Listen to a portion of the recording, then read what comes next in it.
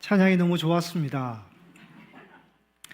가정의 달이고 또 어린이 주일 또 거기에 맞는 찬양을 부르셔서 너무 좋았고 또 가족이 오예준 집사님, 양영순 집사님 또 딸 하은미까지 그렇게 찬양하니까 너무 찡합니다. 엄마 아빠를 닮아서 하은미도 찬양도 잘하고 너무 감사합니다.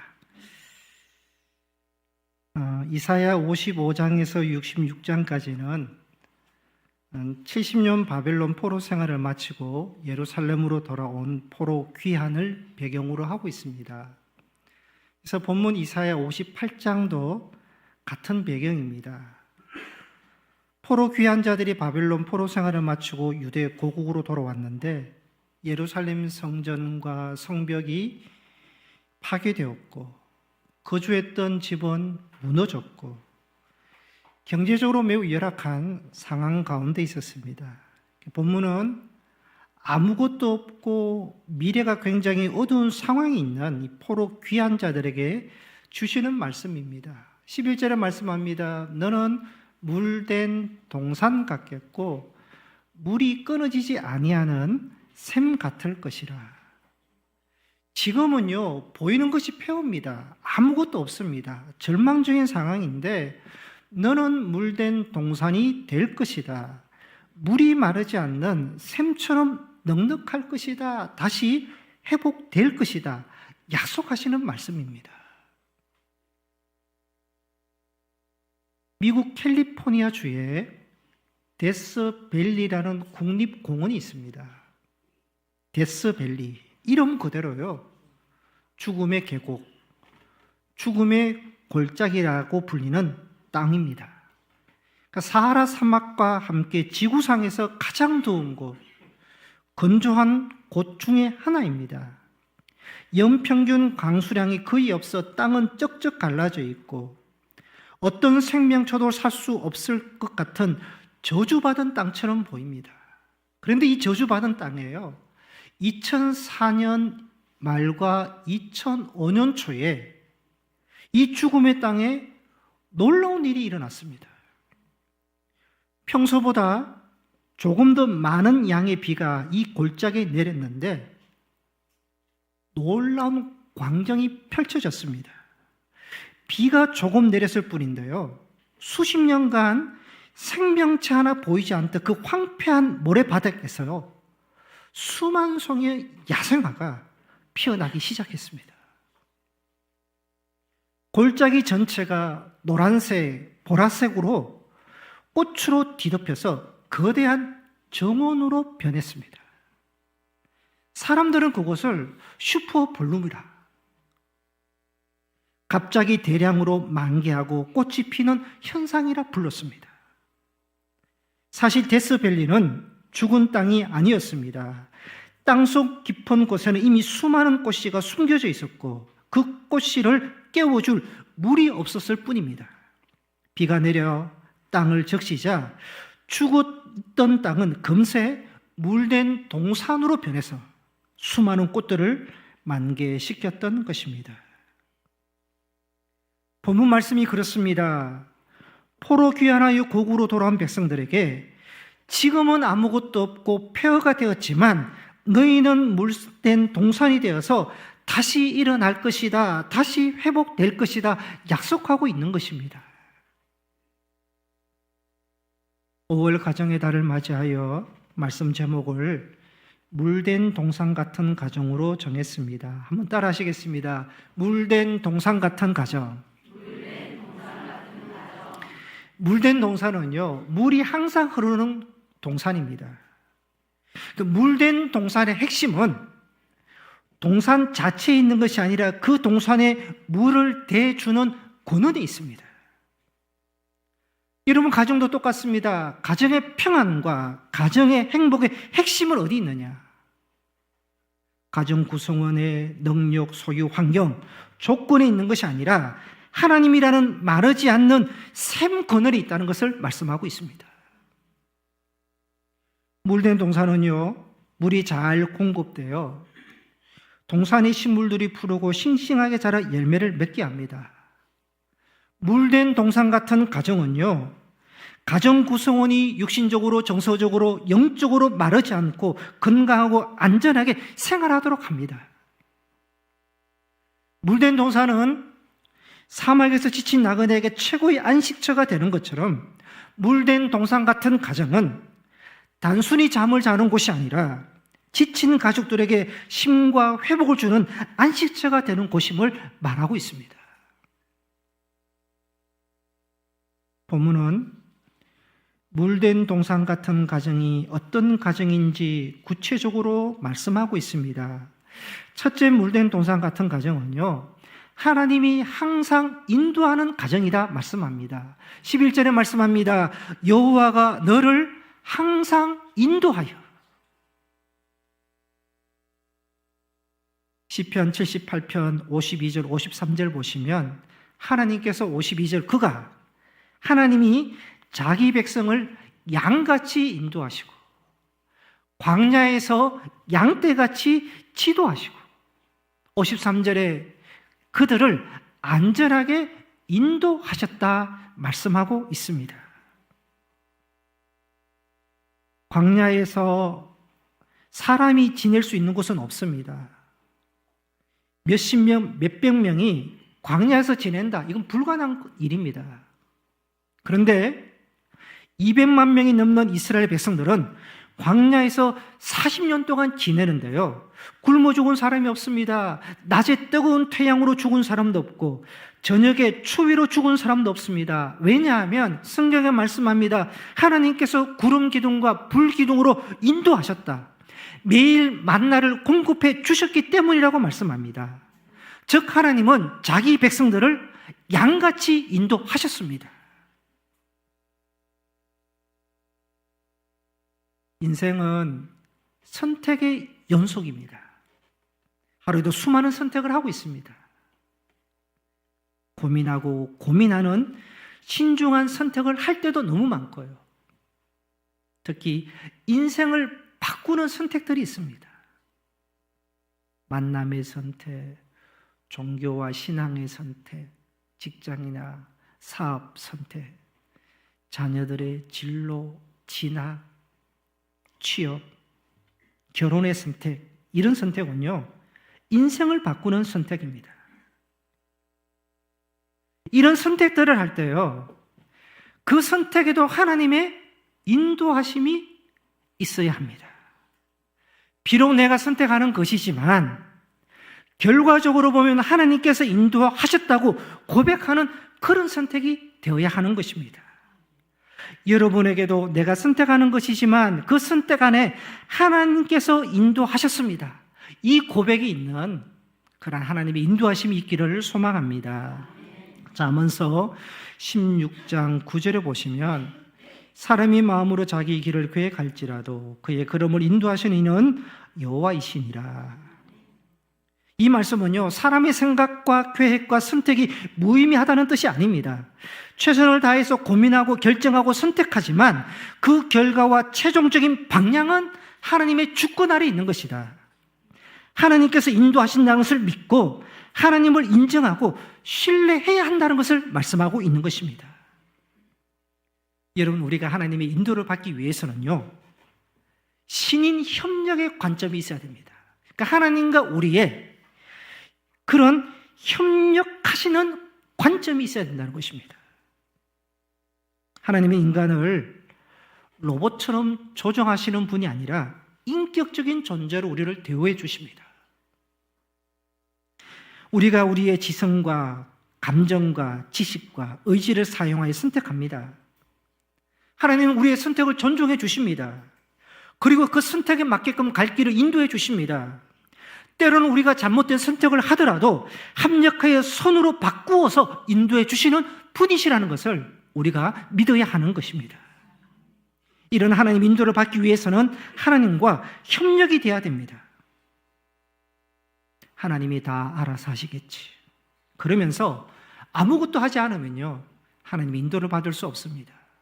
반대로요, 내 인생은 오로지 내 노력과 결정에 달려 있다면서 하나님을 인정하지 않고 오로지 자기 힘과 지혜로 살아가서도 안 됩니다. 여러분, 내 힘으로 할 수 있는 것이 뭐가 있습니까? 하나님과 우리는 신인 협력이 돼야 됩니다. 우리는 우리의 자유와 의지를 가지고 노력하고 최선을 다하지만 그 모든 과정을 통해서 가장 좋은 길로 이끌어 주시는 하나님을 신뢰하고 믿어야 하는 것입니다. 그럴 때 하나님께서 우리를 항상 인도해 주십니다. 항해사는 목적지를 향해 배를 운항합니다. 하나님이 인도하시겠지라며 손을 놓고 가만히 있지 않습니다. 항해사는 방관자가 아니라 목적지를 향해서 돛을 올리고 끊임없이 나침반을 확인하면서 키를 잡습니다.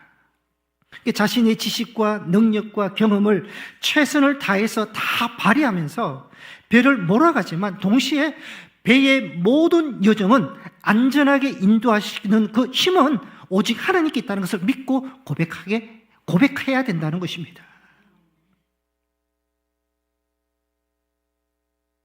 창세기 24장은 아브라함이 아들 이삭의 배우자를 찾는 내용이 나옵니다. 아브라함은 오랫동안 자기와 함께한 종에게 아들 이삭의 배우자를 찾아오라고 명령을 합니다. 우리가 살고 있는 이 가나안 땅에서 찾지 말고 800km 떨어진 그 하란에 가서 내 족속 중에서 찾아서 데려와라. 대신 아들 이삭을 데리고 가서는 안 된다고 명령을 합니다. 아브라함이 이삭의 배우자를 찾는데요, 이삭을 함께 보내지 않고 종만 보냅니다. 종만 보내는 이유가 어디 있느냐?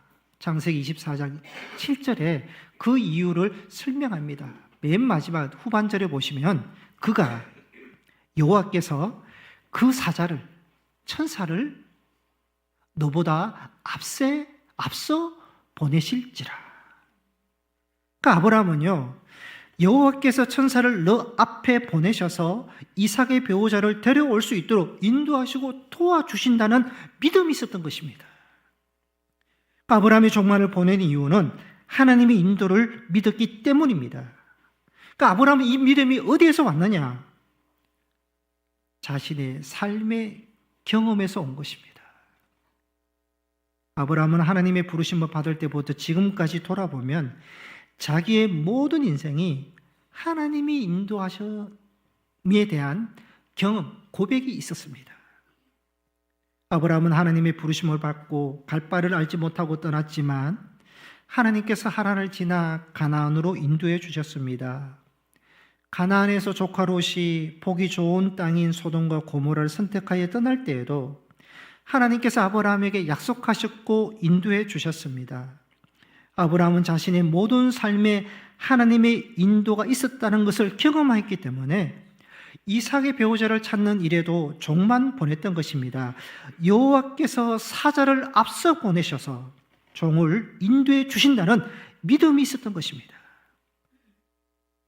아브라함은요, 하나님께서 알아서 이삭의 배우자를 찾아서 보내주실 것이다. 그러면서 가만히 기다리지 않았습니다. 종을 보냈습니다. 종을 보내면서 최선을 다할 때 하나님께서 종을 인도해 주시고 며느리를 만나게 하신다는 것을 믿었던 것입니다. 자기의 역할과 하나님의 역할, 신인 협력을 통해서 하나님이 인도하신다는 것을 믿었던 것입니다. 성도 여러분, 이 아브라함의 믿음, 하나님께서 인도하신다는 이 믿음이 우리의 믿음이 되어야 될 줄 믿습니다. 우리 역시요, 하나님께서 우리의 삶을 인도해 주시는 분임을 믿어야 합니다. 지금까지 우리가 온 것도, 오늘 우리가 이 자리에 있는 것도, 여러분, 내가 계획하고 결정한 부분도 있지만 그것을 통해서 하나님께서 여기까지 인도해 주셨다는 것을 우리가 믿고 고백해야 하는 것입니다. 지금까지 인도하신 하나님께서 앞으로도 우리의 삶을 인도해 주신다는 것도 우리가 믿어야 하는 것입니다. 여러분, 미래를 어떻게 생각하십니까? 우리 미래. 예측하십니까? 아니면 예측이 불가하십니까? 어느 정도 예측이 가능한 미래일 수도 있고, 또 어떤 것은 전혀 예측이 불가하다는 생각을 가질 때도 있습니다. 우리가 예측하는 우리 미래도 또 냉정하게 보면 우리 생각대로 되지 않는 것이 우리의 미래입니다. 여러분, 우리 미래를 우리가 예측할 수 없지만, 그렇지만 불안하지 않습니다. 두려워하지 않습니다. 왜냐하면 하나님께서 우리 미래를 열어주시고 예배해 주시고 인도해 주신다는 것을 믿기 때문인 것이죠. 이 하나님을 믿고 의지함으로 계속해서 하나님의 인도를 받을 수 있는 그런 여러분과 가정이 되시기를 바랍니다. 목자에게는요, 수십 마리, 수백 마리 양이 있습니다. 그 양들이 얼마나 다양하겠습니까? 건강한 양이 있고 병든 양이 있고 똑똑한 양이 있고 둔한 양이 있고 힘센 양이 있고 약한 양이 있고 잘 먹어서 비대한 양이 있고 먹지 못해서 삐쩍 마른 양이 있고 서로 어울리기 좋아하는 성격 좋은 양도 있고 어울리지 못해서 늘 혼자 있는 양이 있고 얼마나 양이 많겠습니까? 그 양들이 다양하지만 그 양들이 목자의 울타리 안에 있을 때, 우리 안에 있을 때, 목자의 사정권 안에 있으면요, 모든 양들은 다 목자의 보호를 받고 인도를 받습니다. 여러분, 우리도 얼마나 다양합니까? 믿음이 좋은 사람, 믿음이 약한 사람, 일 잘하는 사람, 못하는 사람, 재능이 많은 사람, 또 없는 사람, 강한 사람, 온유한 사람, 우리도 얼마나 다양합니까? 그러나 여러분, 우리 역시 하나님 안에 있으면, 하나님의 사정권 안에 있으면 하나님께서 우리를 다 보호하시고 인도해 주신다는 것을 믿으시기를 바랍니다. 표적이라는 말이 좋은 말로 사용될 때도 있고 나쁜 말로 쓰일 때도 있습니다. 표적 공격, 표적 수사, 표적 왕따, 나쁜 말로 사용될 때도 있습니다. 그러나 좋은 말로 사용될 때도 있습니다. 하나님께서 우리를 표적으로 삼으십니다. 사랑하기 위해서, 은혜 베푸시기 위해서, 축복하기 위해서 표적으로 삼으신다는 것입니다. 하나님께서 우리를 표적으로, 구원의 표적으로 삼아주셔서 반드시 우리를 구원해 주시고, 하나님께서 우리를 사랑의 표적으로 삼으시고 인도의 표적으로 삼아주셔서 반드시 사랑해 주시고 반드시 인도해 주신다는 것입니다. 하나님께서 여러분과 가정, 우리 자녀들을 축복의 표적으로 삼으시고 인도의 표적으로 삼아주신다는 것을 믿으시기를 바랍니다. 그러기 위해서 우리가 하나님 안에 있어야 되고요, 하나님의 사정권 안에 있을 때 하나님께서 우리를 표적으로 삼고 그렇게 인도하시고 또 축복하신다는 것을 믿습니다.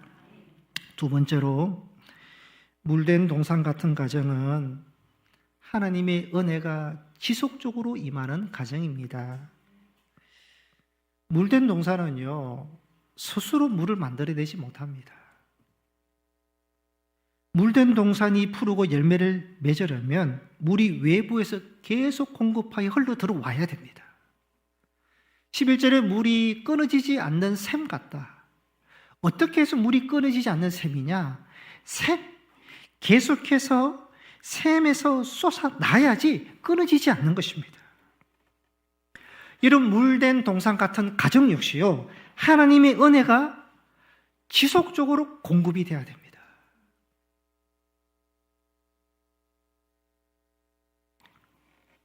이스라엘 대부분 땅은 사막입니다. 1948년에 영국으로부터 해방을 받아서 전 세계적으로 흩어졌던 유대인들이 이스라엘로 돌아옵니다. 2000년 동안 흩어져 생활하던 유대인들이 그렇게 사모해서 이스라엘에 모였는데 그 땅이 어떤 땅이었느냐? 사막이었습니다. 유대인들이 사막의 흙을 채취해서 미국 콜롬비아 대학 토지 분석 과학자들에게 흙을 보여주면서 무슨 소망이 있습니까? 연구를 오래 했습니다. 결과가 아무 쓸모없는 사망의 땅이다. 그렇게 보고서를 받았습니다. 일부 비옥한 땅을 제외한 모든 땅이 척박했습니다. 특히 이스라엘 남부 지역은 1년 동안 비라고는 한두 번 올 정도였고, 여름에는 섭씨 40도가 넘는 더위와 모래바람이 휘몰아쳐서 사람이 살 수 없는 땅이었고, 내리는 비마다 즉시 모래 속으로 들어갔고, 아무리 깊이 파도 물이 나오지 않는 땅이었습니다.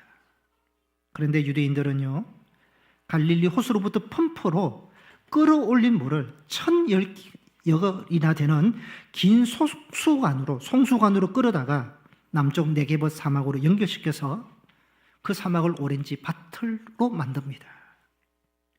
나무를 심으면 수도 호스를 연결시켜 물을 공급시켰고, 밭에는 중간중간에 설치된 스프링클러를 통해서 정해진 시간에 적정량의 물을 뿌려줌으로 농사를 지었습니다. 가는 곳마다 수없이 많은 수도 호스가 연결되어 있고, 농장에는 스프링클러가 장치되어서 끊임없이 물을 공급시켜서 사막을 옥토로 만들었고, 농사 지을 수 있는 땅으로, 열매 맺는 땅으로 만들었습니다. 여러분, 우리에게 적용을 하면, 여러분 우리 가정과 우리 인생에도 하나님의 은혜가 지속적으로 임하면 메마른 심령도 충족이 되고요, 인생의 광야가 옥토로 변하고 삶의 변화도 일어나고 풍성한 열매를 맺을 수 있다는 것을 말씀하고 있습니다. 어느 지역에 아주 오래된 굉장히 작은 정원이 있었습니다.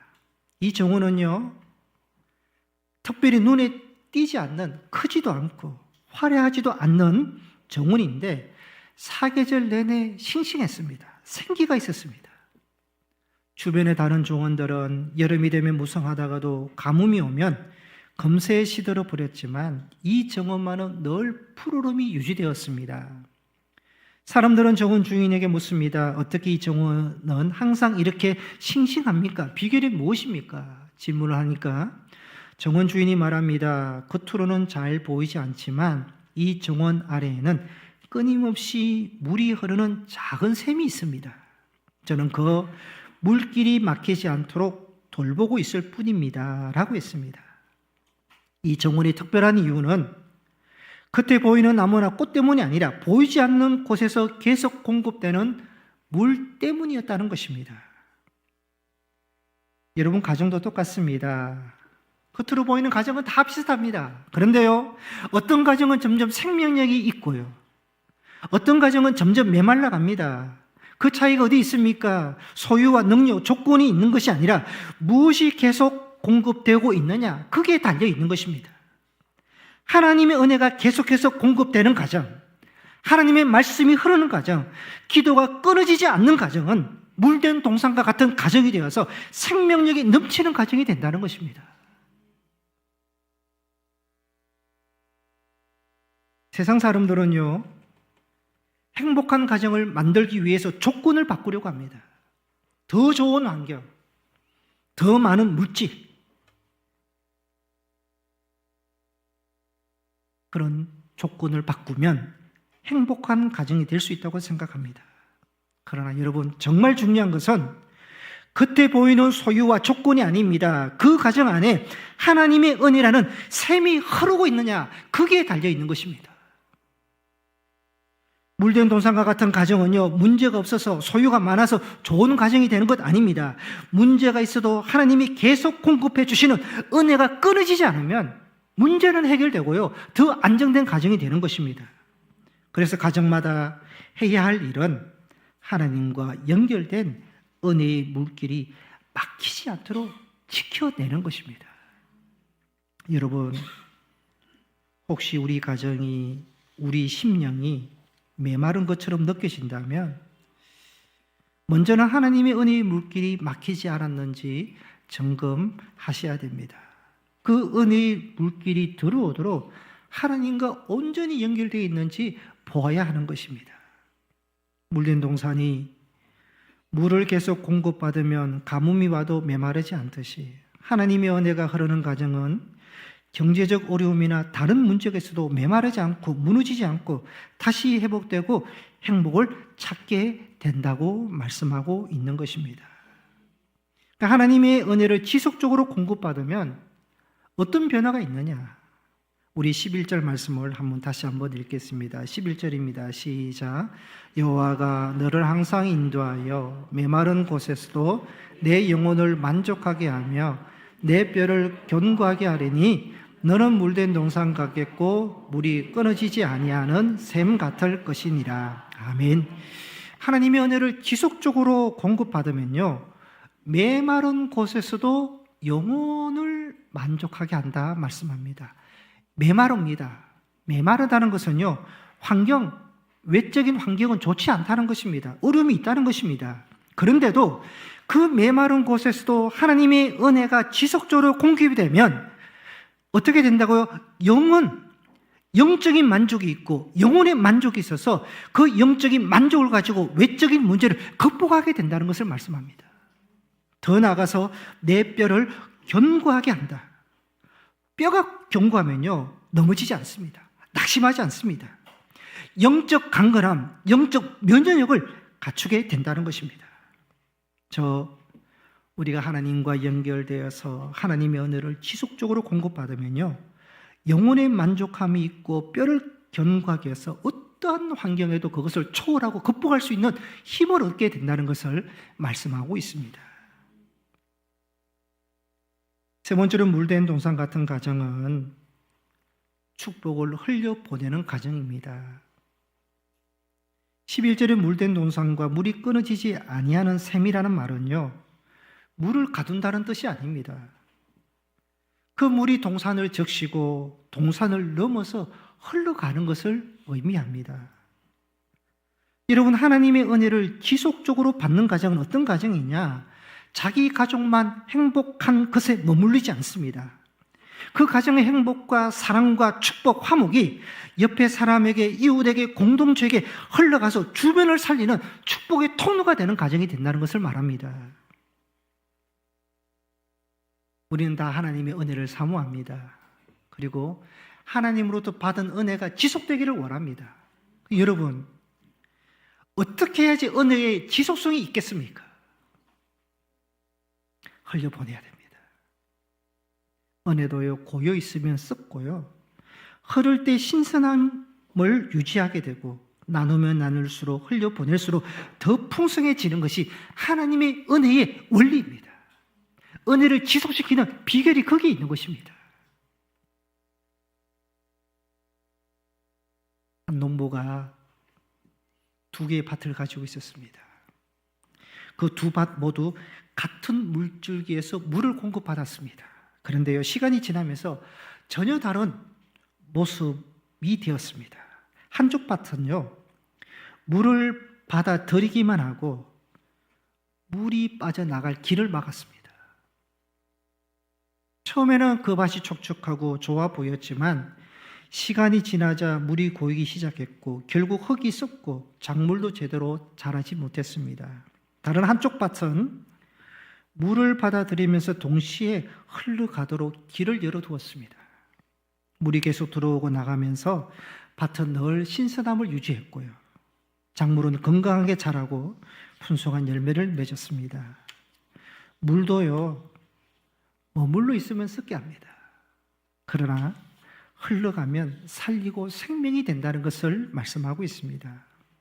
가정에 적용할 수 있습니다. 물된 동산 같은 가정은 하나님의 은혜를 지속적으로 받는 가정이기도 하지만 그 은혜를 흘려보내는 가정입니다. 하나님의 은혜가 가정 안에서 머물리지 않고 이웃과 공동체로 흘러가면, 그래서 주변 사람들에게 위로와 힘과 유익을 주고 살리는 생명의 통로가 되는 가정이 물된 동산과 같은 가정이 되는 것입니다. 여러분, 하나님의 은혜가 얼마나 좋습니까?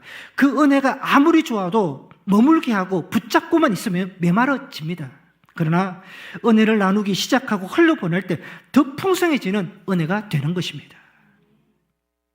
여러분, 우리 가정은 어떤 가정입니까? 우리는 어떤 사람입니까? 하나님의 은혜가 여러분 안에만 머물러 있습니까? 아니면 누군가를 살리는 생명의 통로로 흘러가고 있습니까? 우리 가정과 우리는 지금 은혜의 물이 흐르고 있습니까? 아니면 고여 있습니까?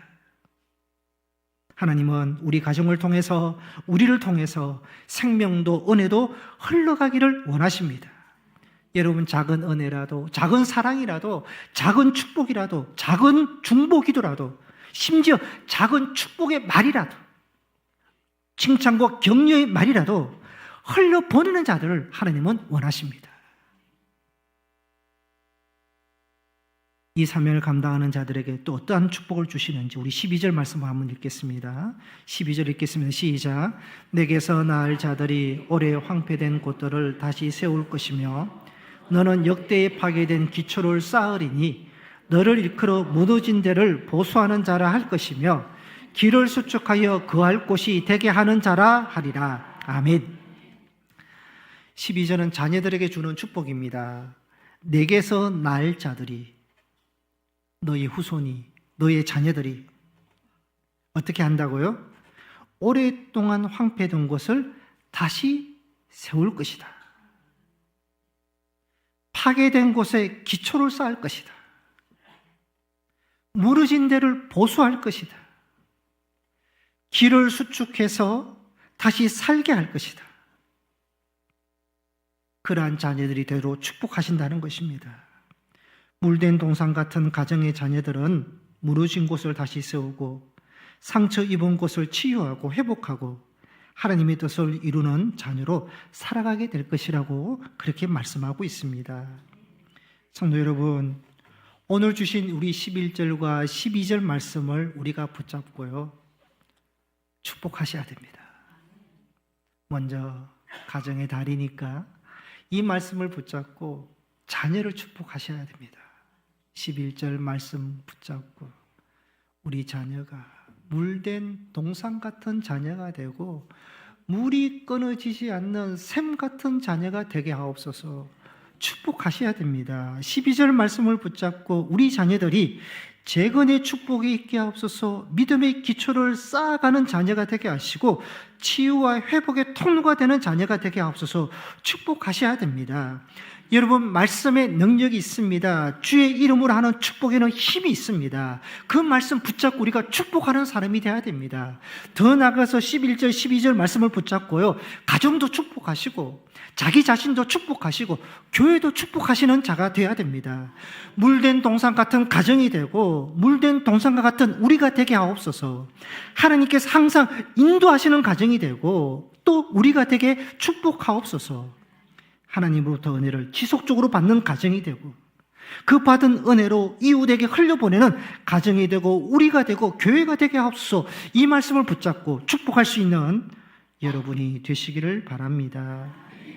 성도 여러분, 먼저 하나님으로부터 우리가 은혜를 공급받고요, 그 가정 안에서 그 은혜의 꽃을 피우시고 그리고 그 은혜와 사랑과 축복으로 이웃으로 흘려보내는 그러한 귀한 통로가 되는 가정이 되고 자녀가 되고 성도님들이 되시기를 축복합니다. 기도하시겠습니다.